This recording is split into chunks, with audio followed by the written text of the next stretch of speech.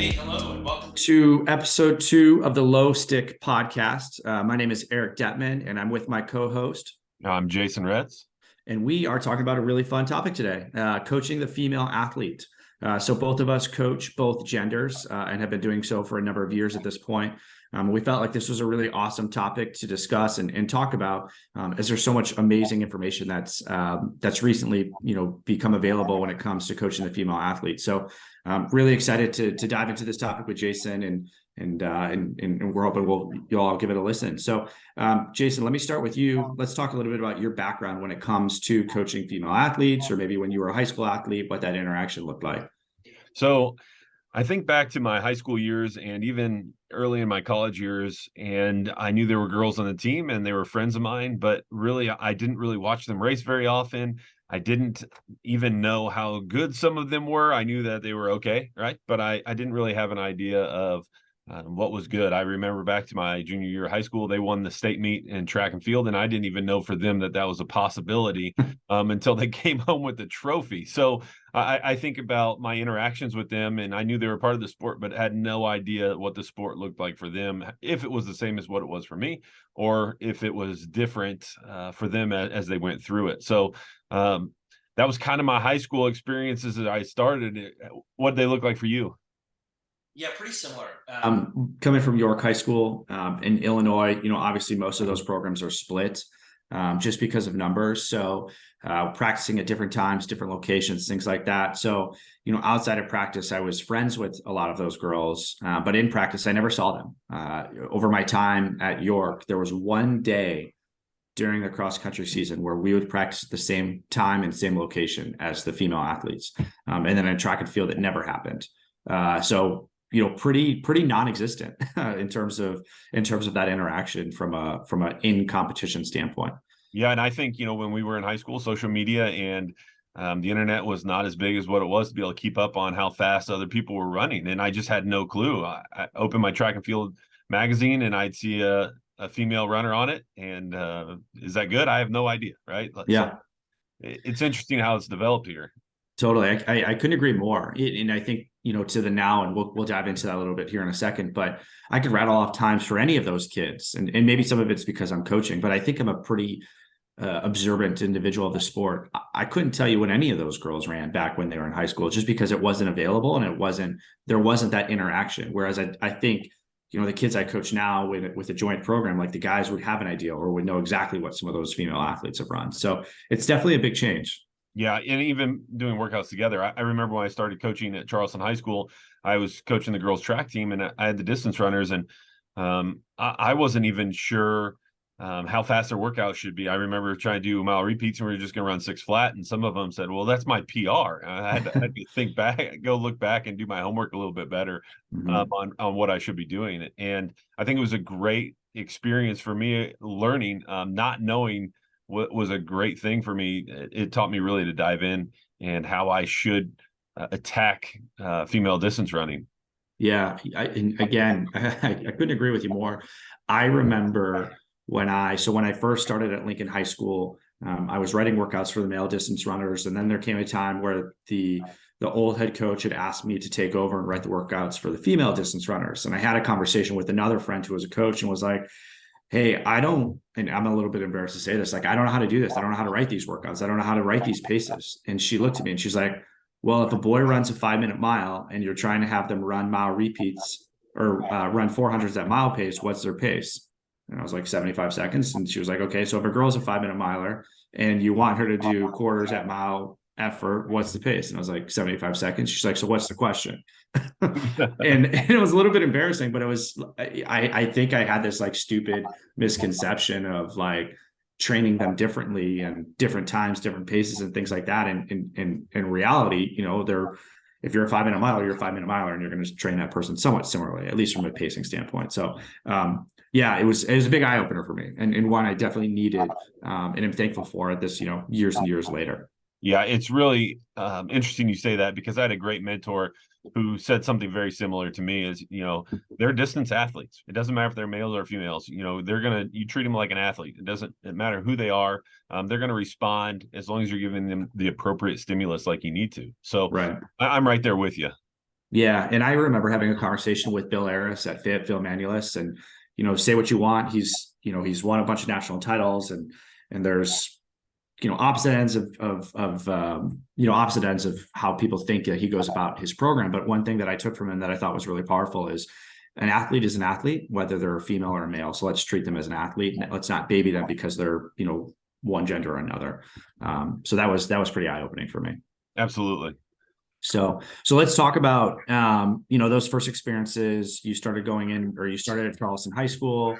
You had this amazing mentor, and kind of what you've learned since then, and what you do with your athletes now that maybe you weren't doing at that point in time. Yeah, absolutely. And I think looking back, I continued to learn more about when I first started coaching than what I thought I did. Right. And what I mean when I say that is I look back and I reflect on the things that maybe I screwed up on, and things I've grown and developed as we've gone. And, one of the most important things to me looking back at that moment, and even to this day, is having a strong female presence within our program. And we can go all day, and if you're not fortunate enough to have one, that's okay. But I think if you can have somebody who volunteers or helps with your program, that's a female athlete, it's going to be very important, not only for those gals to connect with, but also for you to be able to connect and be able to bounce ideas off of.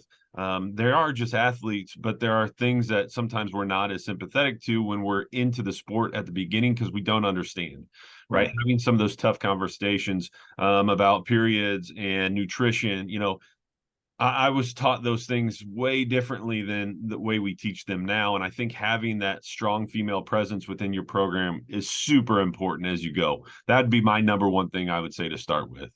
I agree. And I would even argue that they don't have to necessarily be a track and field cross country runner specific individual. Just some type of female presence, I think, could be really helpful. And I'm lucky that I have Marie Davis, who, was kind of a superstar at Lincoln, and then became a 6-time All-American at Oregon, and then, ran on the farm team for Nike. Like, that's kind of the best of the best, the perfect scenario. But when I took over as a head coach for track and field and cross country, I was really fortunate that before me, there had been a female head cross country coach, and then a different female head track and field coach. And the thing that I realized right away is, like, there's something that I cannot offer that they can't, and I'll never be able to offer that. And that's being a mom. And I remember sitting down with Marie and having a conversation with her around, like, I'm so interested in bringing you on the staff, not because of all of these accolades. Those are great, and that's super cool that you've done these things, but you just have this motherly nurturing instinct that I'll never have. And I think it's really important to have something like that on that staff, because, my potential hard driving self doesn't necessarily fit with what a female athlete, or really frankly, a male athlete, needs every single time.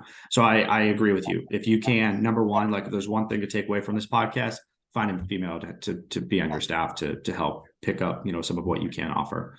Yeah. And I think of several of the females that have been within our programs. And several of them were not distance runners in high schools, right? They may have participated in the sport, or they had a kid that was involved in the sport, but they were great coaches, not just to female athletes, but I think, like you said, to the male athletes as well. That presence is super important for them to have, and to keep them well-rounded. We're in a society where those people aren't always present in those kids' lives. And whether we want to think it or not, sometimes we're role models as a male or a female in that mom or dad scenario. And having that in your program can be very important. It also helps with those really tough conversations. I know that when I first started having conversations with athletes, with female athletes, about having their period, or about eating, or whatever it might be, about racing, and we'll talk about that in a little bit, it made it a lot easier to have that female coach with me as a sounding board to help me figure out how I should phrase things. And it was important that it came from me sometimes, and not just from them, just to show the growth and development of me as a coach, and that connection with that athlete. Yeah, I totally agree. And it's funny because I went from a point in time when I first started coaching where I never even considered having that conversation, to now being educated. And, Marie does a lot of that. And some of my other female coaches, I have 3 of them on my staff, which is pretty wonderful. They're having a lot of those conversations. But this sounds weird, but, like, if one of my female athletes texts me, it's like, I got my period today. Like, I now feel this, like, sense of happiness, right, knowing that they're healthy and they're okay, and things are going well for them. That's probably not something that would have would have occurred years ago. And I think there's a lot of importance in normalizing those conversations. There's a lot of importance in being willing to have those conversations, and they're tough, right? Like as a male coach, a young male coach, like that's maybe not something that we necessarily want to talk to a 17 or 18-year-old girl about, but it's really important when we're thinking about their longevity in the sport, their health in the sport, and just their health in general. So I think as male coaches, if we can normalize those conversations, we're doing our athletes a really great service. So I think one of the things we could talk about here is how we start that conversation, because I think, you're very fortunate with Marie, and I've been very fortunate with some of my female coaches. But I think it's important as a male coach that we address the group as a whole to start with, to take some of that uncomfortable nature out of that conversation. You can sit your females down and talk about the things that are important to you, about nutrition, about just their general health. And it makes it a lot easier to have sometimes those one-on-one conversations when you see one of your athletes struggling. I think back to a couple of my athletes that had some nutrition, iron issues. I had no idea, 10, 15 years ago, what it looked like to even help somebody who had an iron deficiency. And so I think having those conversations as a whole really helps shape what you can say individually. It becomes less awkward for them because they've never talked to someone probably outside their family about these things before, and especially when they're talking about performance as an athlete. So I think having that big conversation, then breaking it down into smaller conversations as you see it happening. Don't have the conversation after something needs to happen. Have the conversation before something needs to happen. I think super important. Right. Well, let me ask you this, because you've been doing this a little bit longer than I have, and I think you do such a wonderful job with it. How do you start those conversations as a male coach? Day one, like what does that look like? Are you sitting your female athletes down in a classroom? Are you having a conversation with the parents? Like, what does that look like?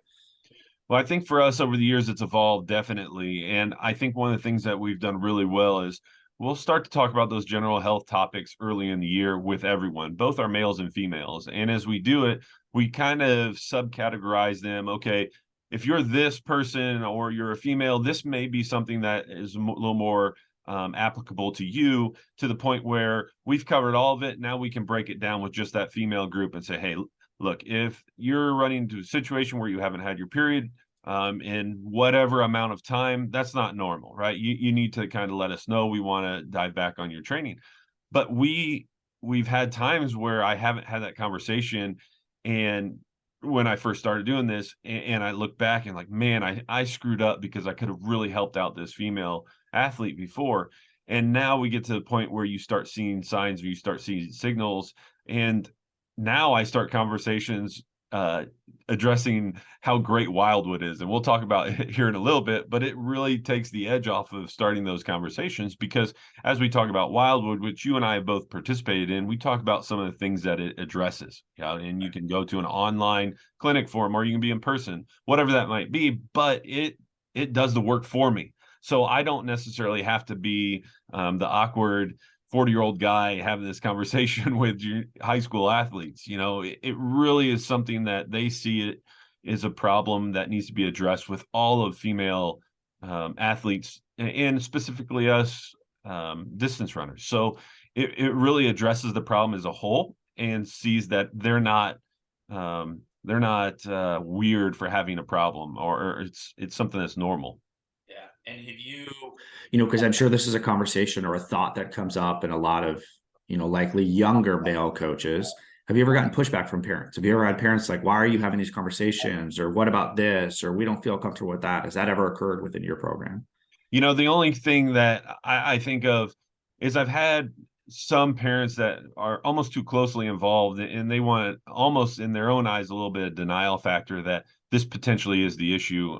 Sometimes they want to make it about their athlete not giving enough hard work, putting enough hard work, or doing something wrong, but really that's just not it. And I think having a big sample size that Wildwood provides lets them see that and has way less pushback than what ever has before, because they see that, okay, if this is big enough that there's something nationwide working on this, maybe it's a little more common than I thought it would be. But you're right. As it first started, sometimes they would think, oh, maybe your training's bad or there's something wrong. And that's just not, well, sometimes the training's not great. but it's not just that. And I think that that's super important for them to see. And when I can direct even parents to Wildwood and they can look at it, man, it makes it so much easier than it was. Yeah, and I would agree that as a younger male coach, the positive reinforcement that I've gotten from parents has been pretty awesome. So going back to that question I asked you, like, do you get negative responses or negative feedback? And so much of what I've gotten is, we're so thankful for this. We're so thankful that you're mindful of this. We're so thankful that you're taking a presence and a stance to help our young female athletes live healthy, happy lives, and not just focused on, can you run 4:55 in the mile or not? And that's been a beneficial thing in our program, and frankly, why certain people have entered our program, because they appreciate that we're taking care of some of those quote unquote smaller things that in actuality are quite large and quite important. So yeah, for a younger coach, I would encourage you to have those conversations, because as scary as they might be, or as uncomfortable as they might be, like, your athletes are going to really appreciate it, but I think your parents are going to equally appreciate the fact that you're taking that interest in their kids. I'd also say, if you're a young male coach and you're getting into this, and you do have a very positive relationship with a group of your gals, maybe some of the upperclassmen, it would be a great example to model that in front of some of the other ones. So maybe potentially to talk about recovery, somebody who you're comfortable with, so that the younger kids can see that this is a norm within your program, that it's not just, we're going to talk about it one time and that's it. It may be a situation where somebody struggled on a workout, and you have a lot of trust in that athlete. Maybe that's a conversation you have in front of the team, so that you're modeling what these conversations are going to look like. You're not going to yell at them because they had a bad workout. You're just trying to get to the root of the problem, whatever that might be. And I think by doing that, at times, you can really lay a foundation for those younger athletes to feel comfortable with you. Yeah. And if Yeah. you do Couldn't that, agree more. if you do that, that may take off and do all the work for you, so to speak. Totally. So let's talk a little bit about coaching them differently. Girls versus boys. We discussed this a little bit at the beginning of the podcast in terms of, or beginning of this episode in terms of like how we're coaching them differently. But let's just kind of go down the list. Let's start with mileage. Like, when you have a young female athlete or a superstar female athlete, whatever that might be, like, what does that look like in comparison to the same level of athlete from a boy standpoint? You know, if you took the male or female off of it, and you said this person was X and they were really, really good, okay, would you slow play it, or would you try to rush everything out of it? And I think every coach would say you're probably going to slow play it and try to keep them healthy and do Right. it the way it needs to be done. And I think when we look at whether it be a male or female, your mileage may be different, but for us, we are based on time. And so our time under stimulus is going to be the same. They are athletes. So if I'm going to assign my upperclassmen an hour run, my gal's probably going to run an hour, and my guy's going to run an hour.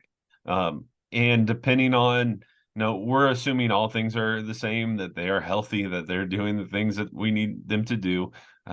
It's going to be the same. Their mileage is obviously going to be less if they're running a little slower, but sometimes the upperclassman gal is running more than some of the younger males are running, right? I Mhm. don't think that really matters. I think it's fairly similar for you as well. Yeah, and I think that's a really interesting idea, especially if you're starting and you're trying to figure out like what's appropriate. That minute idea, I think, is really wonderful. And we're more of a mileage program. I mean, I'll tell the kids we're going to go 45 to 60 minutes, but they kind of have an understanding of what that's going to be from a mileage standpoint. But we're the same way. Like, we're really trying to focus on long-term health, longevity in the sport, while also creating a successful environment. So we've had a girl, who ran 60 miles a week, but my top girl who qualified for NXN, her buildup this summer was like 29 to 30. So it's a wide range dependent on each individual person. But we're not going to pigeonhole everybody that, like, you are 60 miles a week, you're 40 miles a week, you're 20 miles a week, but really trying to meet the athlete with where they're at and what makes the most sense for them. And you'll see, even now on my varsity, a girl who's running 19 miles a week and a girl who's running 40.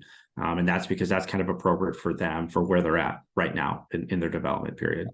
Yeah, you're just building that tower with them. And I think sometimes as coaches, we think about basketball practice, right? Basketball practice, your varsity's roughly all doing the same thing, right? That's just not how it works for us, especially with the male or female athlete together.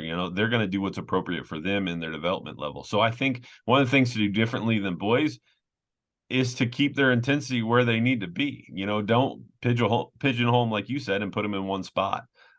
As far as intensity is concerned, I do believe that hard days should be hard and easy days should be easy. And if you're following something similar to that, yeah, you're going to be fine. But let's take any athlete, right? If you have any athlete that's not fueling correctly or sleeping correctly or taking care of their body, it's going to take them a longer period of time to recover. Well, Yeah. there will be times that your female athlete may need a little longer to recover, and that's okay. And I think if you have that open um, uh, dialogue with them, then you have the ability to give them the correct intensity. But I will tell you, I've had to make very few adjustments on intensity because of those things. Right. I agree. And let me ask you about this, and I'll provide my perspective as well. But when so let's say we have an athlete, a young female athlete who hasn't gotten her period or who has lost her period in the middle of a training cycle. What adjustments are you making there? We're backing down big time. Their Yeah. overall health is way more important than their performance at that moment. So I'm either going to cross train them, I'm going to send them. If they haven't had that conversation with their parents, I'm really going to encourage them to have that conversation with their parents, and they may need to see whoever they see for their doctor if it's been an extended period of time. I think it's super important that um, you know the, I'm not an expert on this by any means, but the period is a very positive thing for a female in providing a hormone regulation within their body. And if they're not having that, there's issues there that need to happen. Right. I think of one of my marathoners that I train outside of high school, and she's 30 years old, and she changed some medication, and she wouldn't mind me saying this, she's missed her period for a little bit, and we've backed out on her training big time. I mean, we've gone to intense walking a little bit. That period for her, even at her age, is super important. Now magnify that to a 15, 16-year-old girl, that's even more important where they are in their own health. So we back it off big time until we can get to that point. And I think having the conversation with them so they feel comfortable telling you that is equally important. Yeah, I agree. And our experience has been, similar. Just this past year, we had a gal who lost her period in the middle of the season. We had some conversation around it, what that was going to look like. She went and talked to a couple of doctors who actually were less concerned than I thought they'd be. Like, oh, that's fine. It's totally normal. And I was like, I don't think that's right. So we backed off a lot, and like intensity, mileage, everything, did a lot of cross training. But even backed off the intensity of the cross training, like just doing stuff so she felt like she was still doing stuff, and doing stuff so she felt like she was still a part of the team. And then 3-4 months later, it came back, and that was really exciting. And since then, she's been awesome, and she's been healthy and running really well and racing really well. So that's been really exciting. But I do think us making that adjustment right away was really helpful. Was really, really helpful. Yeah, and I think as a coach, that can't be something that you're scared of, but you got to be aware of. Right. And knowing that everybody's going to be a little different and what that's going to look like is going to be super important as well as you get through there. So, we've talked about kind of how you train them a little bit. What do your talks potentially look like with some of those female athletes when you're talking about training? Not necessarily just about the female body, but what might be a little different for you as you talk to them as opposed to talking to some of your male athletes? I think it's pretty similar. In some cases, I think it's different group by group or class by class. Some of my female athletes are a little bit more curious and have more questions around why, but then some of my male athletes have more questions around why, depending on the year. The thing I would say is, from an initial standpoint, first time I meet that female athlete, there's not as much buy-in. Like it takes some time to build that relationship, but when you build that relationship, wow, like those girls will go to the well for you, and they'll do anything. They'll run through a brick wall. That I think has been a really cool piece to see. And I love talking about my girls because they're giggly and they're laughy and they're this and they're that, or some of them on the starting line are in tears. Right. And as soon as the gun goes off, like they're just killers.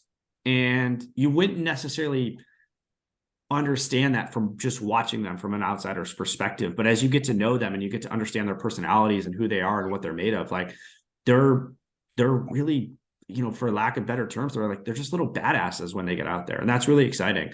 So when it comes to some of those types of conversations, like I try to really encourage them to bring out that side, because that's a piece of them and who they are, and remind them that as scary as this might be, one, you're ready. Like we wouldn't put you in a situation that you're not prepared for, that you're not ready for. But two, like every time we go through this scenario, every time we step to the line, we feel these sense of fear or excitement or this or that, and the gun goes off and you're just fine.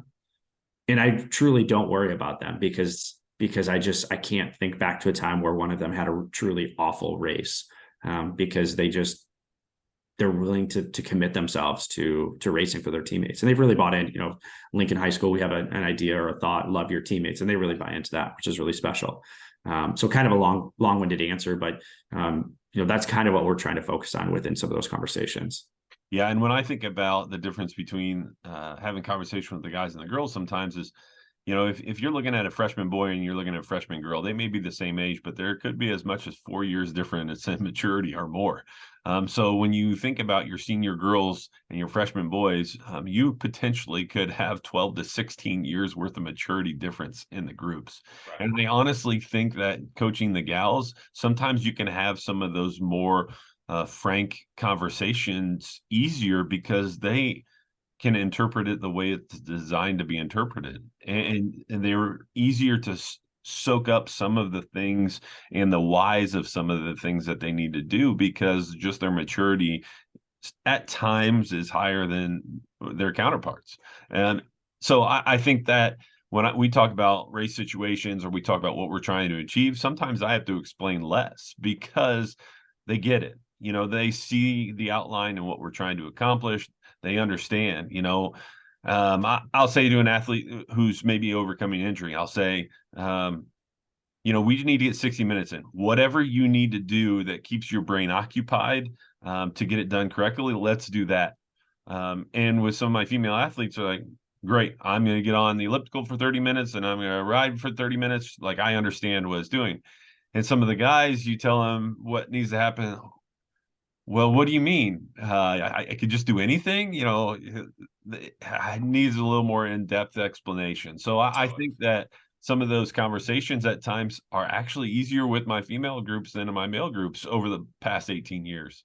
Yeah, I could totally see that. 100% could totally see that. And even within our program, I think, we certainly see signs of that. So we're kind of sort of coming up on time, so want to be conscious of that. But let's talk about, lastly, things that could change your program, things that will change your program within this environment. And, a couple of key takeaways, because I think that that's really helpful for our audiences. I just listened to this. What should I take away from it? What's the most important piece? If you could provide some of those things, Jason, what does that look like? I think number one, like we talked about, having that female athlete on your staff, you got to do that. If anything, find it. I would say number two, and we didn't touch on Wildwood very much, but there is a ton out there. You need to get involved in Wildwood. Just go to the Wildwood site, reach out, click on the things they've done. I know they've got stuff on YouTube you can watch. There's stuff all over the place, but get involved with at least one Wildwood clinic. If you don't go back after that, fine. But I think you need to see how important this is for our female athletes in the sport that we participate in. I would say those are probably the two most impactful things right off the bat you could do. I mean, you may not be able to get a female coach on staff right away, but you could go to the website today if you've never heard of Wildwood and just jump in, right? And you're going to be surprised what you're going to learn, how quick you're going to learn it. Yeah, I think for me, the female staff member is number one, first and foremost, and we wouldn't be who we are without the females on our staff. Two is certainly being willing and able to have those conversations and putting aside some of that nervous energy, nervous tension to have some of those conversations. And then three is Wildwood, and to touch on them a little bit. Wildwood Running is an organization that was started by Marie Davis Markham and Robin McGillis. Maria's my assistant. Robin McGillis is the head coach of Central Catholic High School in Portland, Oregon. And they've done an amazing job of creating an environment, creating an experience for female athletes where they're talking about all those things outside of running. So it's not about how many miles girls should be running. It's not about, the perfect race strategy, but it's more about, puberty and periods and mental health and all these other things that are so important and so vital to our young female athletes. So, like Jason said, if if you have some time, I would definitely go check out their website, wildwoodrunning.com, and get an idea of who they are, what they're about, and jump in on some of their clinics. They've got online clinics, they've got in-person clinics, they've done stuff in Portland, in Chicago, in San Francisco. So they're available, and they do a really great job. So anything else outside of that? Yeah, I would say honestly, the last thing is, if you've never considered coaching females and you're in the realm of doing it, do it, because you're going to enjoy the sport way more. If you have the opportunity to coach some amazing female athletes, they provide so much insight into the sport that is unprecedented, just from their views and the way they can absorb it. And it really helps you as a coach, seeing that athletes absorb all that information. Yeah, couldn't agree with you more. I love my girls and I love coaching them, and they're wonderful human beings. So if you have that opportunity, take it, because it'll be something that you'll never regret. Absolutely. So awesome. Well, let's wrap up on that, because that's a really good ending. We're really appreciative of you guys tuning in to this episode around coaching female athletes. We're really excited for our next episode, which is going to be specifically focused on championship racing, championship season. So with that said, thanks for your time, and signing off. All right. And we'll see you next time.